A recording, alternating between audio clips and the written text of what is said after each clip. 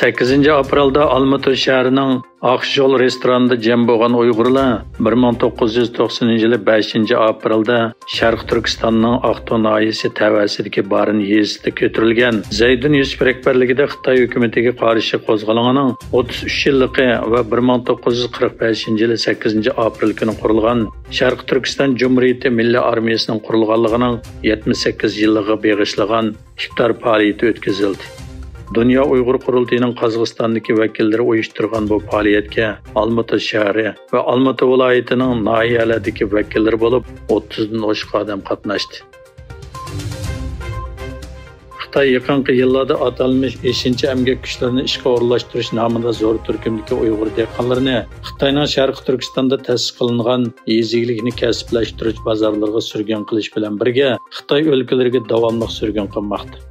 Lager şahidi Zumrat Davudning Facebook sahifasida ham bakirlangan sinlardan ma'lum bo'lishicha, Xitoy bu yil Uyg'urlarni tarqoqlashtirib, ularning o'rniga Xitoy ko'chmanlarini yerlashtirish orqali Sharq Turkistonni xitoylashtirish razil planiga asosan Uyg'urlarning nopsini Xitoy o'lkalariga ko'chirish vositasi bilan Uyg'urlarni Xitoy o'lkalariga ko'chirish harakati qo'zg'agan.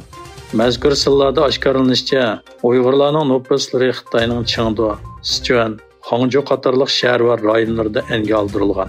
Sinda tarqalgan nopus daftarlaridagi ma'lumotlarga qaraganda, mazkur Uyg'urlar asosan bu yil 3-oyda Xitoy shaharlariga surgun qilingan.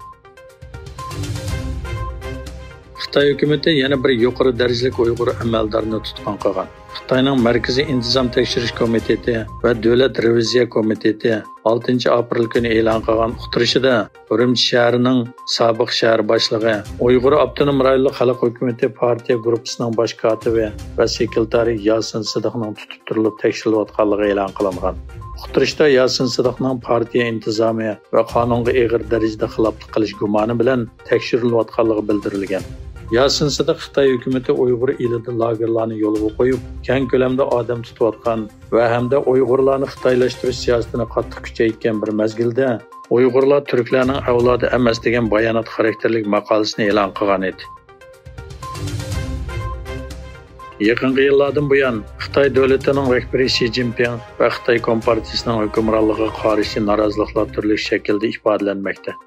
Ma'lum bo'lishicha, yaqinda Xitoy poytaxti Beijingdagi Tiananmen maydonining qizil temaga Xi Jinping va Xitoy kompartiyasi cho'qim og'dirilishi kerak degan shior purkib yozilgan.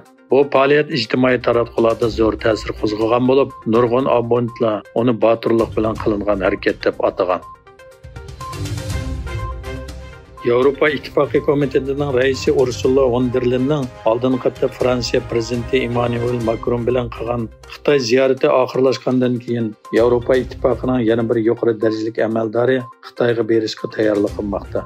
Egilishicha, Yevropa İttifaqining tashqi munosabat va bexatarlik siyosatining yuqori darajalik vakili Josep Borrell 13-15 aprel kunlari Beijingni ziyorat qiladi ekan.